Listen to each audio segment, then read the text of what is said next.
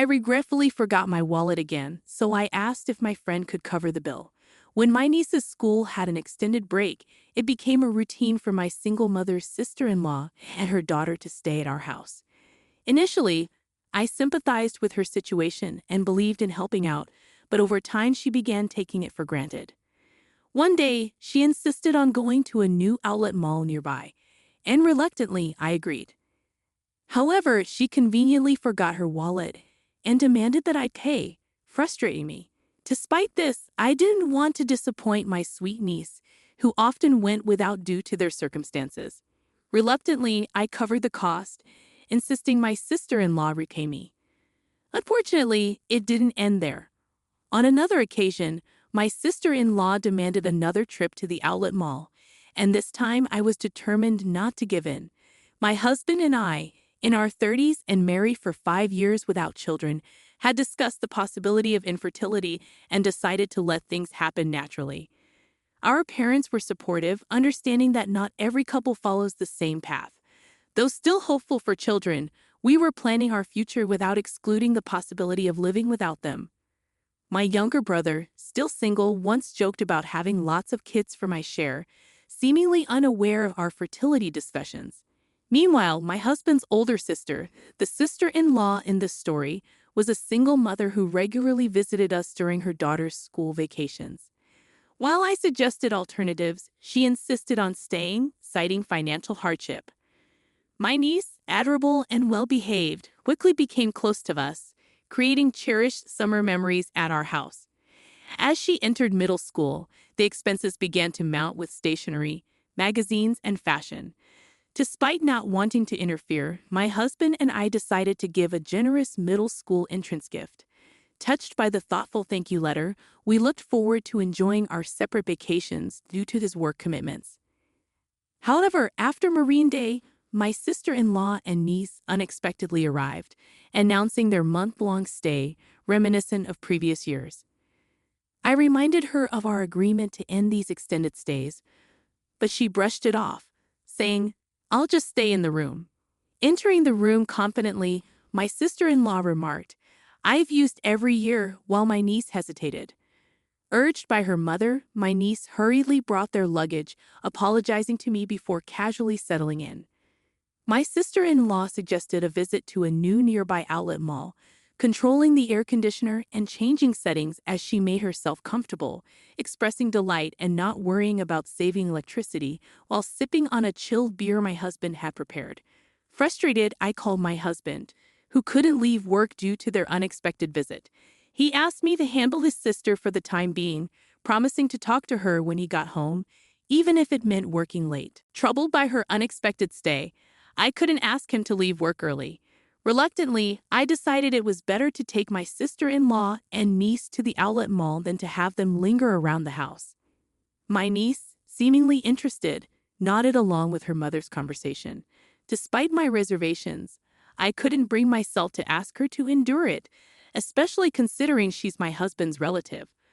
Unprepared for lunch and with unexpected guests, I reluctantly agreed to take them to the outlet mall, acting for a bus due to the heat.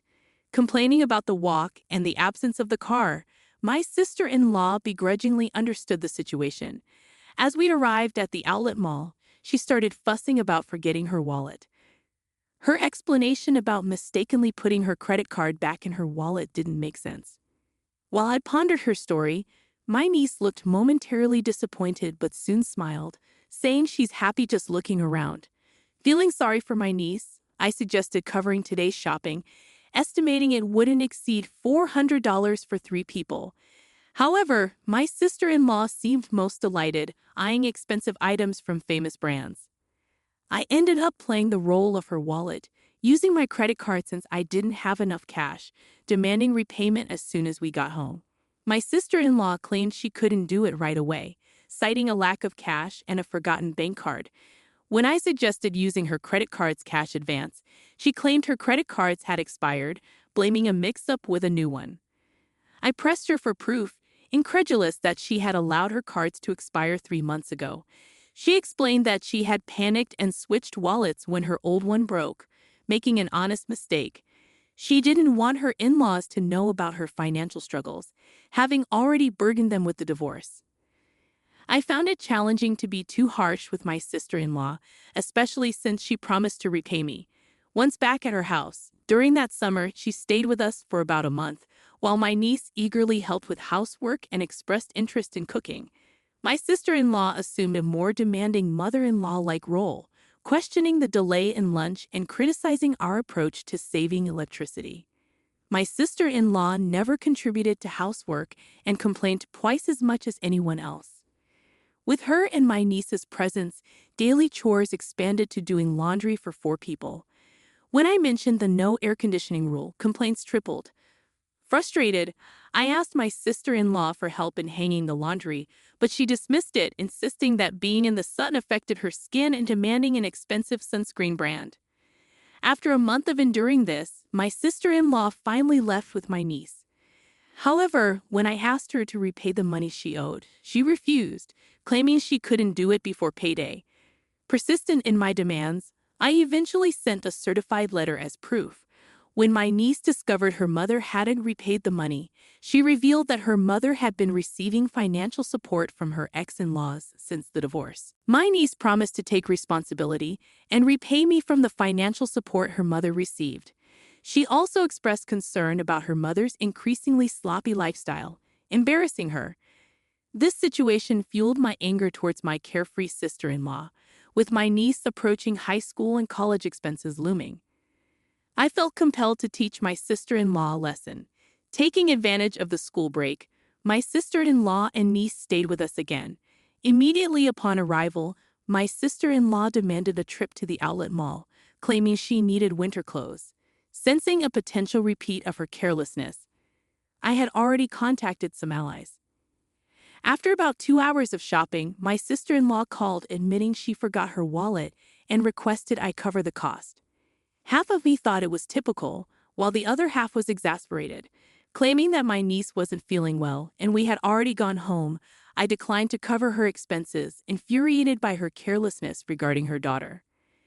I emphasized that all she had to do was admit she didn't have enough money and return the items. Why did I have to cover the expenses for her shopping? Regardless, I needed to proceed with my plan. I informed her that I would be back soon after dropping my niece off at home. She questioned the time frame, and I mentioned I had just reached a new nearby bus stop, indicating it would take another hour using public transportation.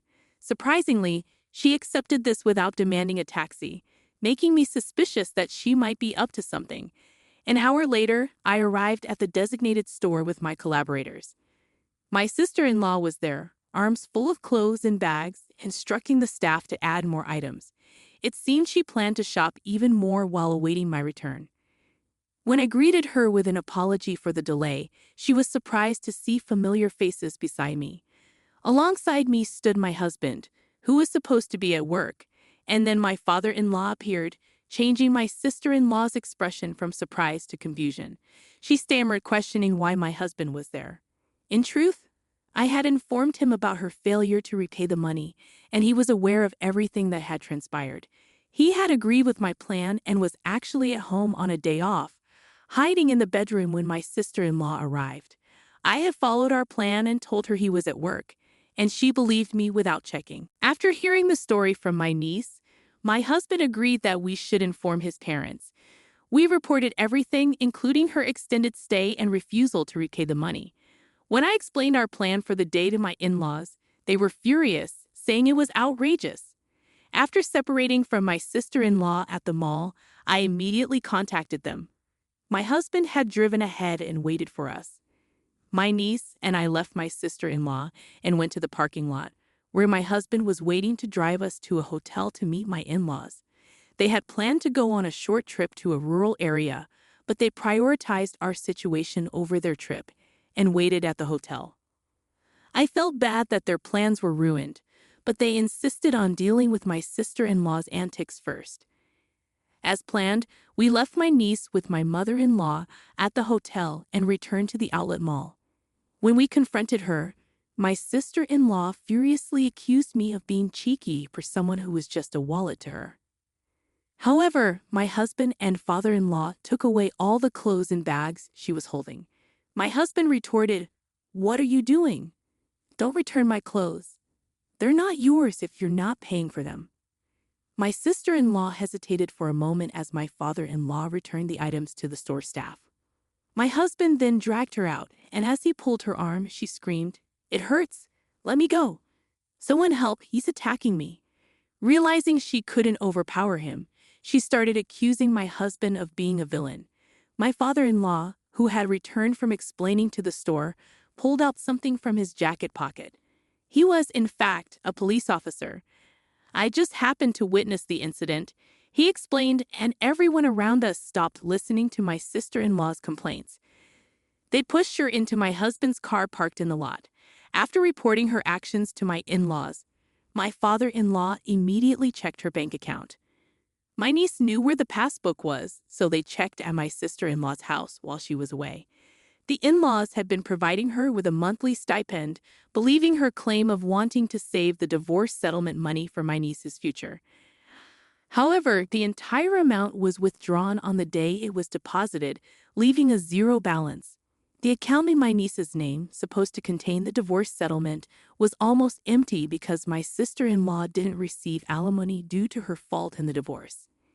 She also withdrew the child support from her ex-husband immediately after it was deposited. Furthermore, she confessed to not working despite telling her parents she was. She spent her days leisurely using the support money and child support. The divorce settlement money she claimed to save for my niece was spent on her lifestyle. When it ran out, she planned to make me buy designer goods and sell them for cash. She even boasted about how well-known tag outlet items sold. My father-in-law hung his head in shame and apologized to us. Despite feeling sorry for my father-in-law, I showed them a video as evidence. It captured my sister-in-law red-handed. Whenever she and her daughter stayed with us, my husband's and my belongings mysteriously disappeared. It was too coincidental to happen every time, and more items vanished with each visit. Without proof, I couldn't accuse her, but I kept an eye on her. After she didn't repay the money I had fronted, I couldn't watch her all the time, so I installed hidden cameras in our rooms multiple times during her stay. She seemed to be searching our room when I was out. Finally, she began to blatantly steal. Just before leaving, there were times when she had checked the location many times and would go straight to his destination and steal what she was looking for. With practiced skill, she knew exactly where to go, swiftly taking specific items like my jewelry and my husband's luxury watch. The cameras caught her in the act, even capturing her face as she didn't notice them. My father-in-law, a police officer, was visibly furious, saying it's shameful to have a criminal in the family. He was overwhelmed with anger and sadness when confronted. My sister-in-law brazenly claimed she had already sold the stolen items. My father-in-law instructed us to file a police report and submit the video as evidence. However, we were hesitant about turning in our own family. It's not a crime among aims, right? We don't count someone who exploits kindness and repays generosity with evil as family, my husband said as he started the car engine. My sister-in-law asked, "Where are you taking me?" My father-in-law answered, "To the police, obviously." She screamed as if it was the end of the world, begging us for mercy. She tried to destroy my phone, claiming it would erase the evidence. But I informed her it was just a copy, and the original was safe at home. She resigned to silence when she realized she had no escape. She pleaded, "I'll repay the money, just don't take me to the police." It's not just a matter of getting your money back. The stolen items had sentimental value, I explained. It wasn't just about the money. My jewelry I bought with my first salary, gifts from my husband, and heirlooms from my late grandmother. The same went for my husband's luxury watch. But we worried about what would happen to my niece if her mother became a criminal. We thought my in-laws would take care of her, but it would hurt her to know her mother was a thief. So for my niece's sake, we proposed not to file a report if she kept her promise to repay us. My father-in-law agreed to ensure she kept this promise. She had to repay a set amount each month earned through her own labor. If she failed, we would immediately file a report. I told him that I had recorded the entire conversation as suggested by my father-in-law for evidence. My sister-in-law had no way to deny or forget what was said. She had no choice but to hang her head in the face of the reality that, "I don't know, I didn't say it, I forgot," was no longer valid. Later, she was taken back to her parents' house by my father-in-law. We received an apology from my in-laws later. They admitted they had been too lenient due to their love for their granddaughter and their daughter's manipulations. They realized they had spoiled her too much and vowed to re-educate her strictly. My sister-in-law, who had always been pampered, thought it was her due. After getting engaged, she quit her job to become a housewife, even though it was difficult to get a job again after the divorce. My sister-in-law herself confessed that she thought she was only working part-time, but in reality, she wasn't working at all. After her divorce, she didn't even attempt to work, saying she didn't want to be associated with unfashionable older women. My father-in-law, knowing she was too sheltered, arranged for her to work at a company owned by his acquaintance. The owner was strict but fair. She struggled with basic manners and language, and her salary was managed by my mother-in-law, used to repay us. My sister-in-law and her daughter moved out of the house left by her ex-husband and now live under strict supervision with her parents. My niece is becoming a more responsible person, helping her grandparents. She plans to stay with them during the winter break but looks forward to visiting us during the spring break. My husband and I are excited for her next visit. As for my sister-in-law, regardless of any change in her, she is not welcome in our house. We both agree it's best to avoid unpleasant feelings.